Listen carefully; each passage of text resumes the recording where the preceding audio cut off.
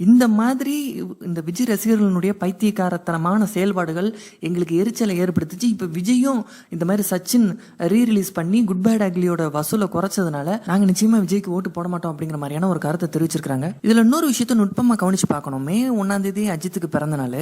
விஜயோட official Twitter பேஜ்ல போய் ஏதாவது அறிக்கை வெளியிட்டு இருக்கிறாரா, அஜித்துக்கு பிறந்தநாள் வாழ்த்து சொல்லியிருக்கிறாரா அப்படின்னு பார்த்தா அதுவும் சொல்லலை. சரி, ஏப்ரல் 28 அவருக்கு பத்மபூஷன் விருது கொடுத்தாங்க. சரி, அதுக்காக ஏதாவது வாழ்த்து சொல்லியிருக்கிறாரா விஜய் அப்படின்னு பார்த்தா அதுக்கும் எந்த ஒரு வாழ்த்தும் சொல்லலை. ஆனால் பத்மபூஷன் விருதை பெற்றுக்கொண்ட அஜித் விஜயை பற்றி செய்தியாளர்கள் கேள்வி கேட்கும்போது விஜயோட பொலிட்டிக்கல் கேரியர் சக்ஸஸ்ஃபுல்லாக போறதுக்கு என்னோட வாழ்த்துக்கள்னு அஜித் சொல்றாரு. ஆனால் விஜய்க்கு மனமும் வந்து அஜித்தை பாராட்டுறதுக்கான ஒரு மனசு வர மாட்டேங்குது. சென்னையில் நடந்த ஒரு துப்பாக்கி சுடுதல் போட்டி, அதில் 6 பதக்கத்தை அஜித் வின் பண்றாரு.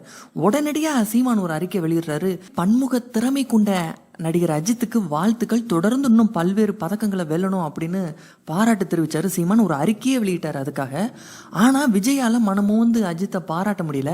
சீமான் அவர்கள் ஒரு மேடையில பேசிட்டு இருக்கும்போதே அஜித்தை பத்தி புகழ்ந்து பேசுறாரு. விஸ்வாசம் படத்துல அஜித் 2 வீலர்ல போற மாதிரி வரக்கூடிய எல்லா காட்சியிலுமே ஹெல்மெட் போட்டு தான் பயணிக்கிறாரு. இது உண்மைக்கே பாராட்டத்தக்கது.